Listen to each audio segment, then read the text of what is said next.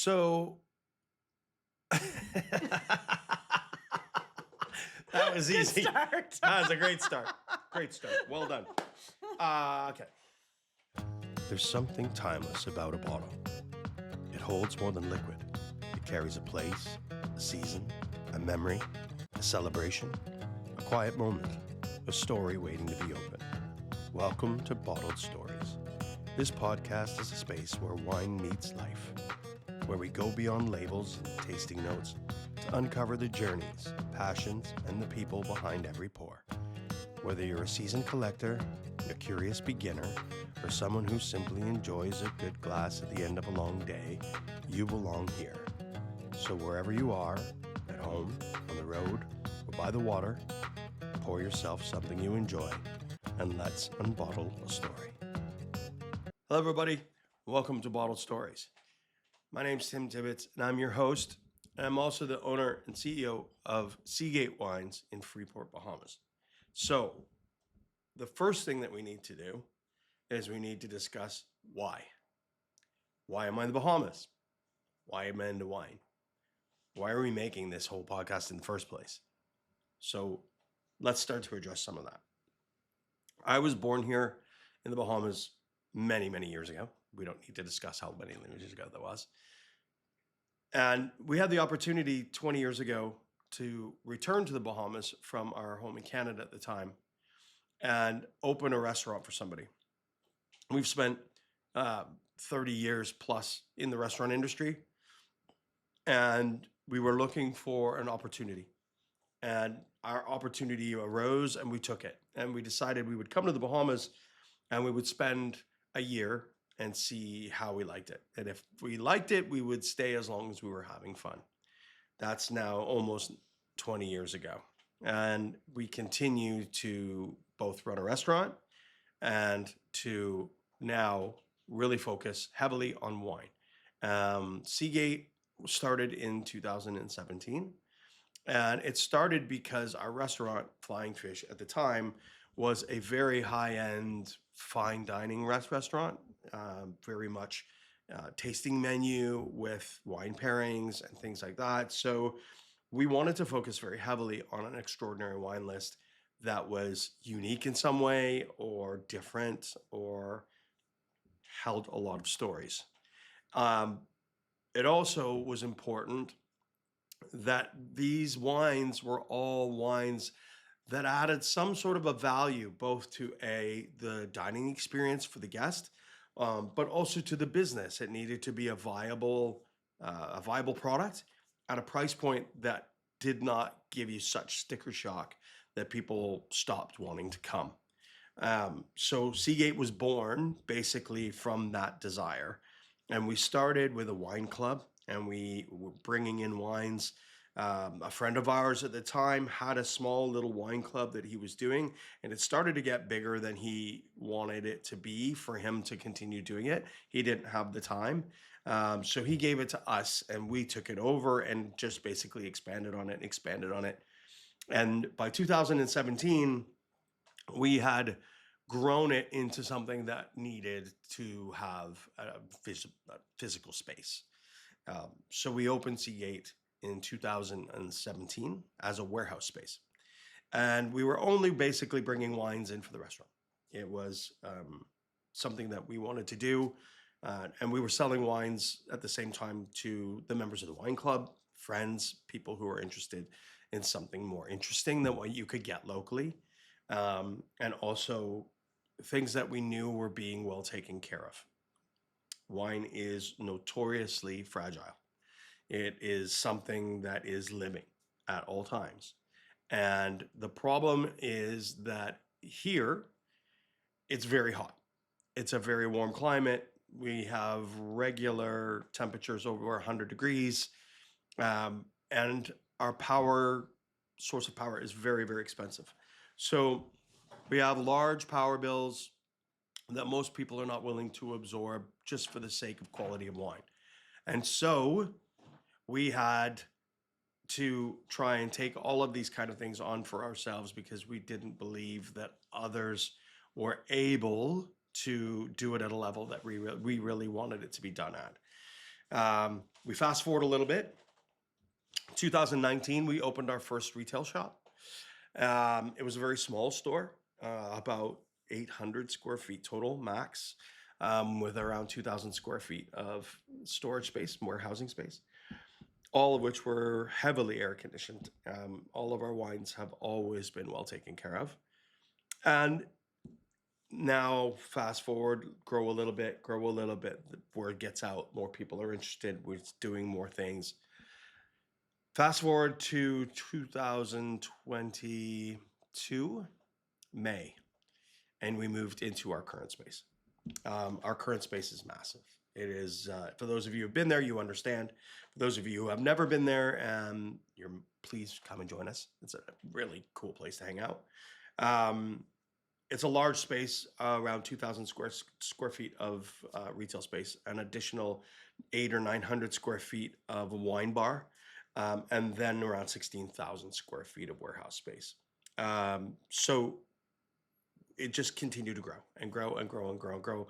And now we are where we are right now, where we are now one of the leading suppliers of high-end boutique wines, to all of the restaurants, resorts, bars, and even the public here in the Bahamas.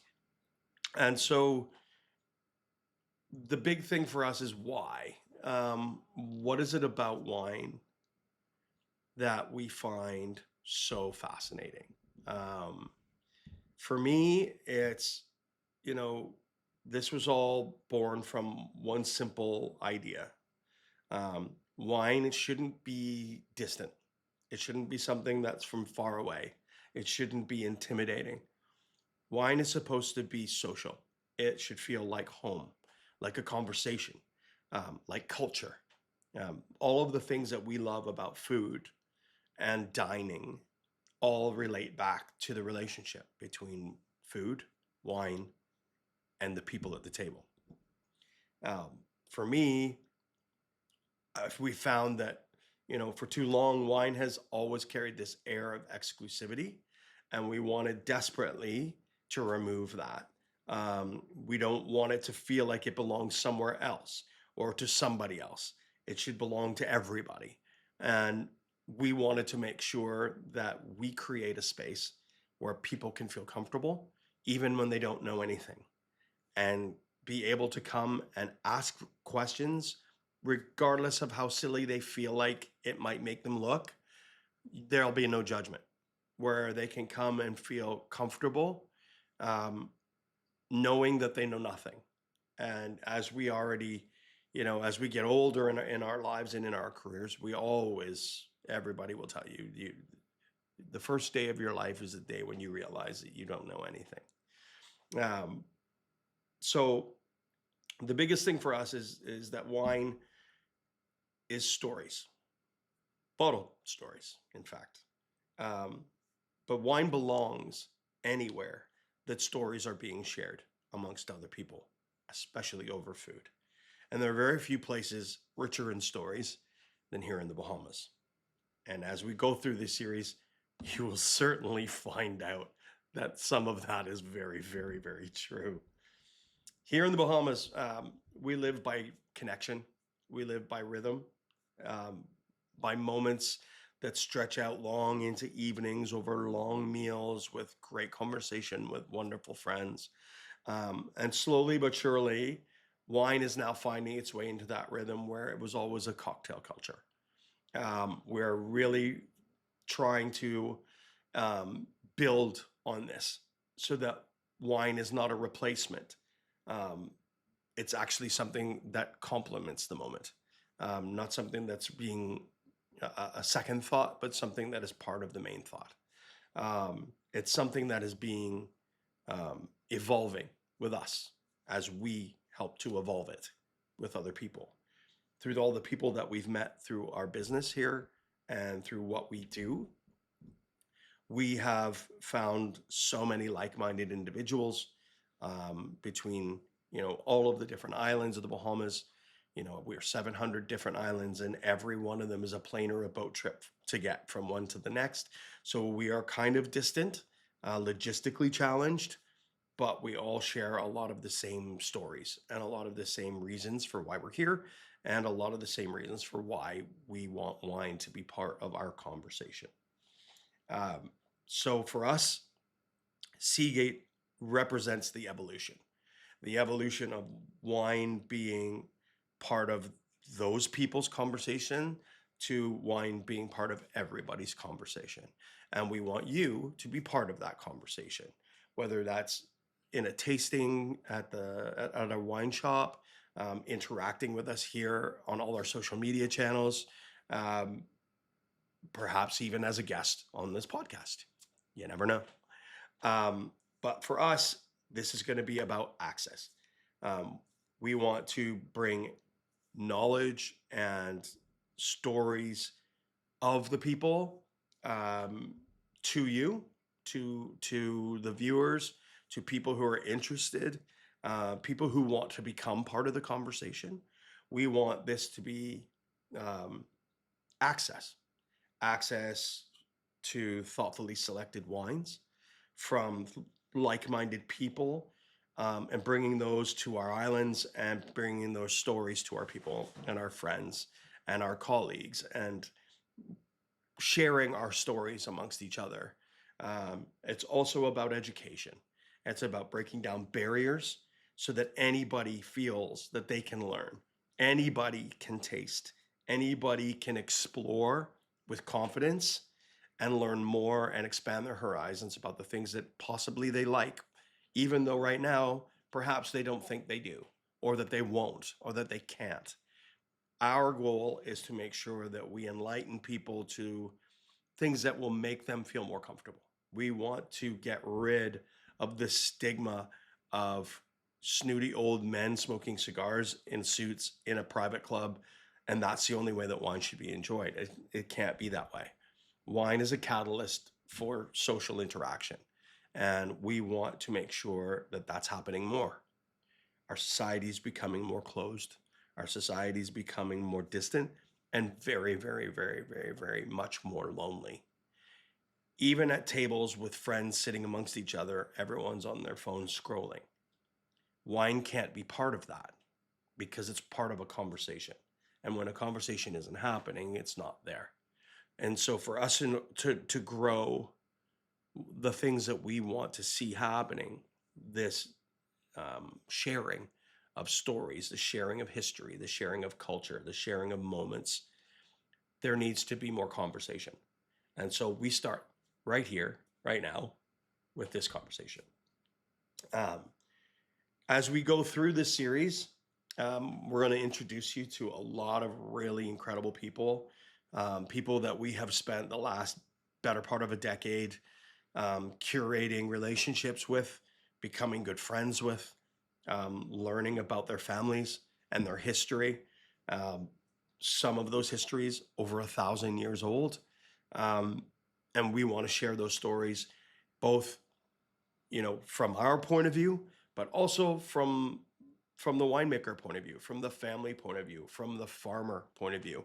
Those people all have unique perceptions of what it is that makes this happen.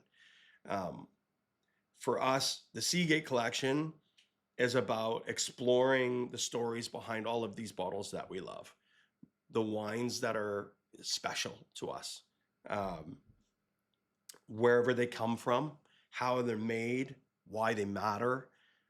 We want to talk to those people shaping culture. We want to talk to sommeliers. We want to talk to storytellers. We want to talk to enthusiasts and entrepreneurs. We want to talk to families. We want to talk to farmers who are rooted in wine history. And we want to connect all of these global stories back to our local reality here in the Bahamas. Because wine culture here is growing. It is something we are working hard at. And I think people are becoming more curious, more expressive, and more unique in their will to want to learn about wine. So joining me now is my partner in crime, my partner in everything. This is Rebecca Tibbitts, the Bahamas' first female certified sommelier 20 years ago.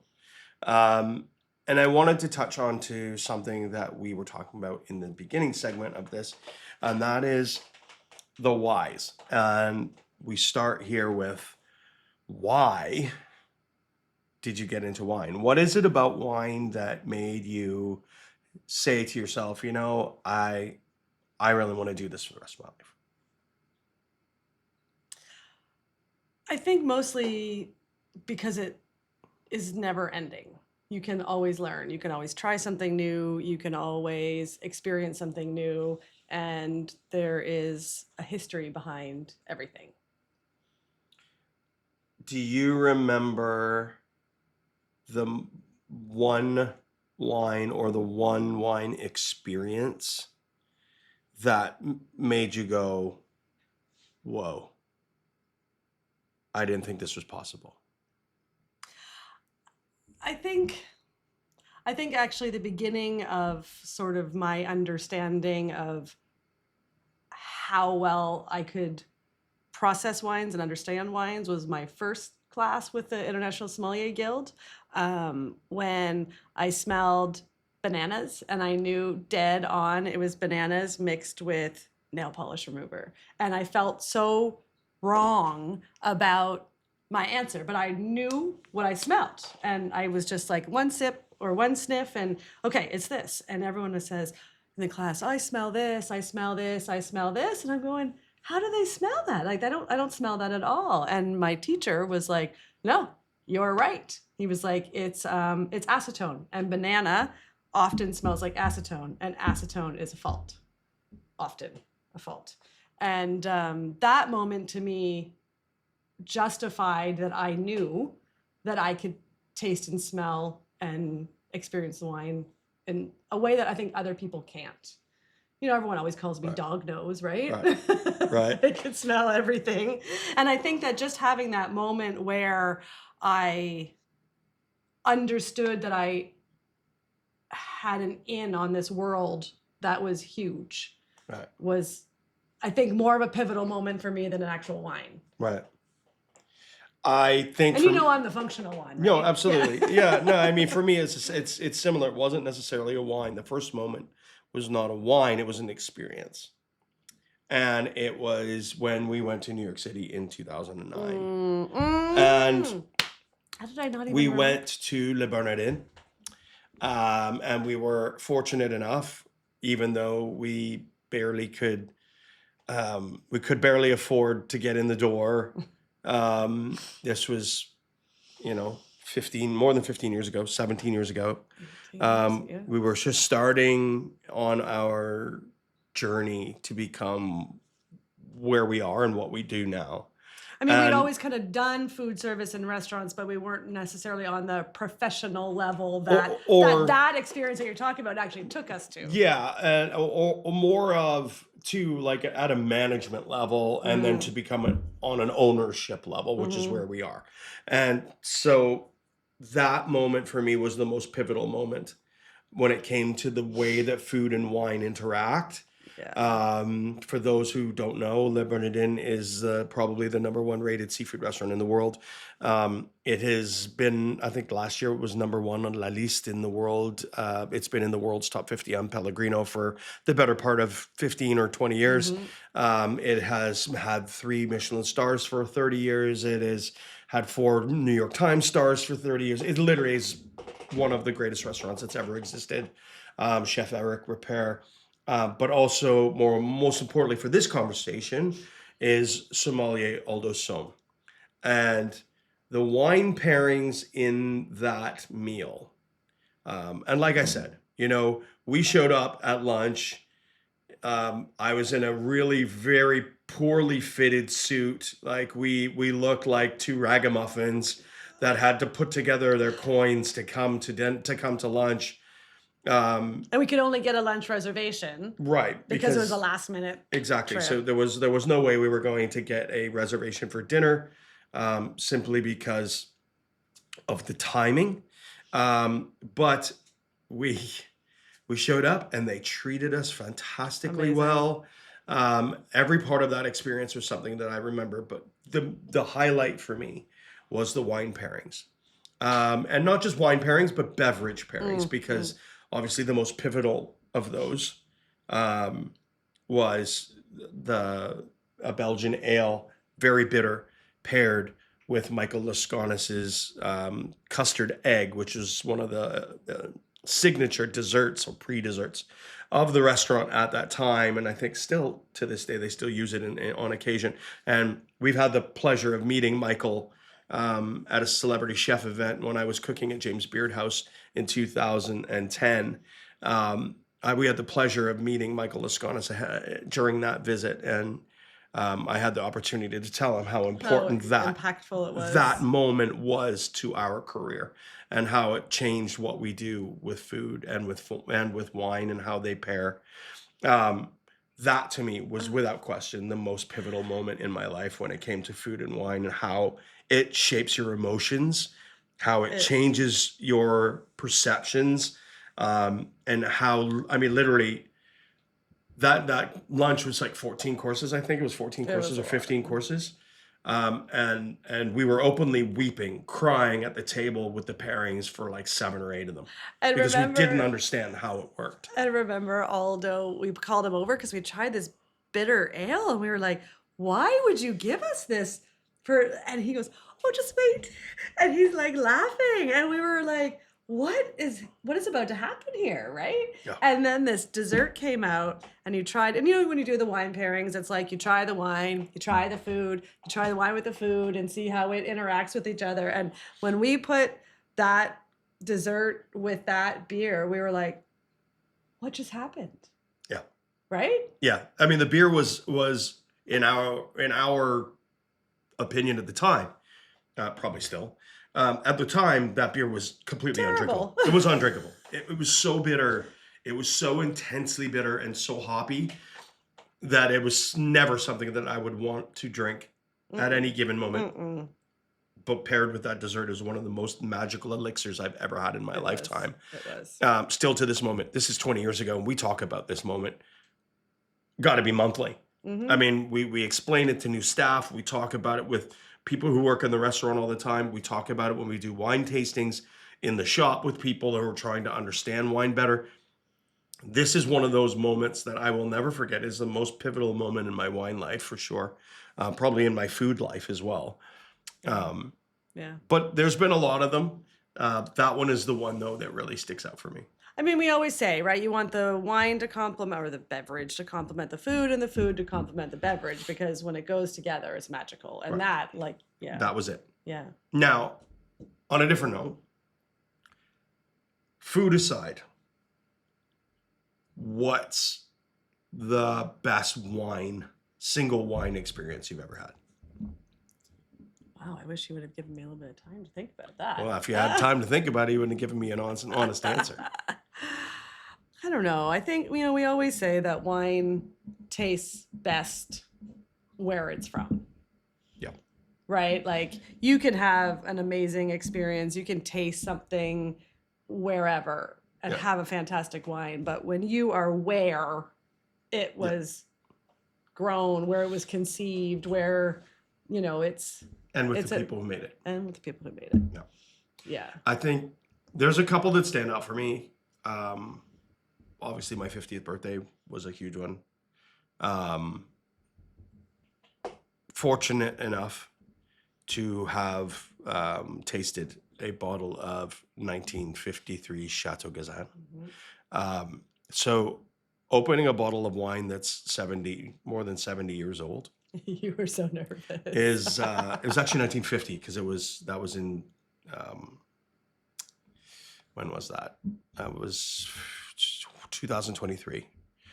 So it was 73 years old at the time. It was a 1950 Chateau Gazan. Opening that bottle of wine and tasting a bottle of wine that is older than, 60% or 70% of the people who live on the planet. And feeling its youthfulness. That was the part that kicked it for me. It was so youthful. It was so vibrant. Even its color was vibrant. And I didn't know that was possible in wine. And we've been in the wine business for a long time. We've been in the food business now for more than 30 years. So for me to have a bottle of wine just 2 years ago or 3 years ago, that completely blew my perceptions of what old wines were about. That one is a kicker for me. And I think the other one like you said before, with the right people, where it comes from Yeah. would be the 1971 Marcarene that was given to me for my Wow. birthday by Nadia Cogno and Walter Fasore, who are the owners of Elvio Cogno Winery, who we are the distributor of here in the Bahamas. And Elvio was the winemaker for Marcarene for many, many, many, many years. And Nadia had retained a lot of her father's collection after he passed away. And we went to visit them again. This was the autumn of 2023. And when we got there, we went to the house to do a big tasting, and then we went out for dinner. And before we went out for dinner, they gave me a bottle from my birth year of Marcarene that Elvio had made, and we had it that night at dinner. Still one of the 5 best bottles of wine I've ever had in my life, and I feel like it probably would have been the best bottle of wine I ever had in my life if we had have let it Open a bit. sit for a little longer, just because it was moved around so much, and we drove 30 minutes to the restaurant, and it had probably obviously gotten shaken up, and there was a ton of sediment. So the wine became a little cloudy and not exactly as it probably should have been.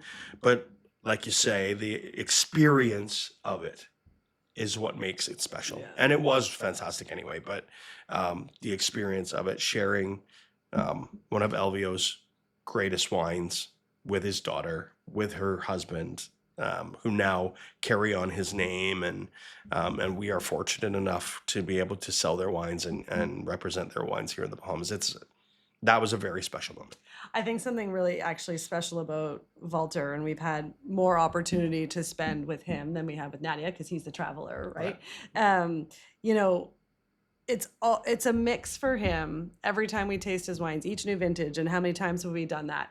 3, 4, 5, 6 At times least, yeah, probably. more than that, yeah. And it's an equal part pride and an equal part surprise for him, because he knows the terroir is great. He knows that, he knows what to do with the wine, but it's also, it's the vineyards that are doing the work, that are producing the amazing wines. And to share that moment of just sheer, like I said, surprise and pride at the same time is pretty cool. Yeah, I think we've had that moment a few times with obviously with him, many times. But I feel like we have that moment every now and again with many of the people that we get the opportunity to do this with, and that is always such an amazing experience to taste the wine with a winemaker, and have them explain what they had to go through to do it. You're going to see a lot of this happening in the next year, because 2024 was such a crushing vintage for a lot of people. A lot of the Burgundian winemakers we've talked to in the last 6 months, some of them didn't make wine at all. So, a complete loss for huge segments of the wine industry. We were actually in Austria at the time when the torrential rains that crushed most of Europe happened. Weather event Boris. Weather event Boris left 110,000 people homeless. It was absolutely crushing. About 173 centimeters of rain in a 5-day period, which is more than they would normally have in a year. Austria was very fortunate at the time, I think, just because of the timing. That was like the early wines. September. Yeah, it was the second week of September, and the first. It was the earliest harvest in the Baikal Valley in recent memory. Yeah. Normally, it would be the end of September into early October they would harvest, like and 2 weeks. They were fully harvested. All of the Federspiel wines had fully been harvested and were already in tank by the 3rd of September when we went to see them. And so those wines were all saved by having to be exposed from all of the wine. So they were picked early and they were fantastic. So those are excellent quality. But a smaller. And then the Smaragd wines, or not everyone goes by that, but those later picked wines, the wines that are bigger, higher in alcohol, a little bit more Riper. intense. They spend more time in barrel. These wines, after speaking with everyone a couple of weeks ago in Paris, were also saved by the timing of the rain because it forced them to leave the grapes on To ripen a little bit further. Yeah, to leave them on the vine longer than they would normally have because of the heat. It cooled everything down and it let them ripen a little bit slower. And they left them on the vine a lot longer simply to get the water back out so that everything wasn't diluted. Yeah. So 24 is going to be a very small vintage for most people. In some places, it's an extraordinary vintage. And having lived through it, it's really interesting to understand that story and understand what they had to go through. Yeah, because you were at the Single Vineyard Summit. Yes. And when Emmerich Knoll came to greet the group. Hey, thanks for tasting. Thanks for being here. All the professionals, and it's like, but I gotta go. Now I have to go because we think we're Yeah. going to lose everything. The Danube's gonna flood, and so he we gotta was go only there prepare. for a half an hour, and then he was gone to try and save his winery. And he did say they did have enormous amounts of water inside their cellar, probably more than at any other point in history. Now their cellar does routinely flood. It's a 400-year-old cellar, so it does routinely get a lot of water in it. But this was water on another level that required external pumping in order to keep barrels and things from submerging. So enormous amounts of work, enormous amounts of tiresome or really intense labor, and the things that harvest is always hard anyway. If you've ever had the fortune or misfortune, depending how you look at it, to be part of a harvest, it is excruciatingly backbreaking work. It is very, very difficult. Now add the most water ever dumped on a single location in human history, and all of a sudden you start to understand what these people went through. And so 24s are going to be really interesting. With the romance of wine, and you get this final bottle, this beautiful bottle in the store, and it costs you however many dollars, and it's a very romantic notion because you're having it with something special, you're having it with someone special, or for whatever reason you're enjoying this wine. You forget that it's farmers, it's coming from farmers, it's coming from hard back-breaking work, and it's a labor of love, and and we have the same industry, right? It's a labor of love. And when you don't hear those stories or understand that heartbreak and that panic and okay, so I need to plan if this, or this happens. You have to have plan A, B, C, D, and E to have a product. We tell this story to a lot of people that come into the shop and are very new to the wine world, and they don't know anything about wine. They don't understand. And I don't know, I'm sure there are a lot of people like them. They have no idea that you only get one day a year to make wine. Mm. They don't know that. If you make beer or whiskey or you can do it anytime. Or raw, you can do it every day Mm-hmm. because you just need the dry ingredients in order to do the distillation.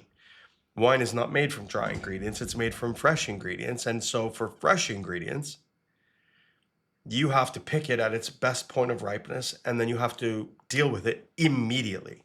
And so if you screw it up, or in worst case scenario, or Mother Nature screws it up. In worst case scenario, Mother Nature screws it up. You have a world of pain coming for you. And in some of the worst case scenarios, you lose everything. And so understanding the value of wine is not just in the juice itself, but in the life that went into making it. And the decisions that happened every day to get to that day when you're picking those grapes. And the people who have to dedicate their lives to doing this, and most of the people we know are multiple generations that have been doing it. Mm-hmm. Emmerich, for example, from Knoll, his family still owns the restaurant across the street from the winery from the 1400s. Mm-hmm. It's, they are so deeply enrooted in that region, in what they do there. And they're not the only ones in that region, especially, and we'll definitely go much into depth with It's one of some our of favorite regions. some of the other people in this region, simply because it is probably our one of the regions that we are the most in depth in. But understanding the commitment of the generational parts of these families that have put everything that they have aside in order to maintain this and to continue it and to make it go on and on for the rest of us to enjoy, for 400 years or 500 years or longer, just up the road from Schloss Gobelsberg for now 850 plus consecutive years. Makes you feel kind of small. Yeah, exactly. But 850 consecutive years also gives us enormous amounts of stories to tell. And so we look forward to sharing all of the rest of our stories with you. And I hope that you guys tune in with us for every episode and learn a little bit more. Please comment and leave any suggestions on what you'd like to hear, what you'd like to learn, the stories that you want to hear about, people that you'd like to meet through our through our podcast, and we will be happy to try and get all of that together and get it out there for you. So until then, I want to thank you all for joining us, and I hope you enjoy the next story that we get to unbottle for you next time. Cheers.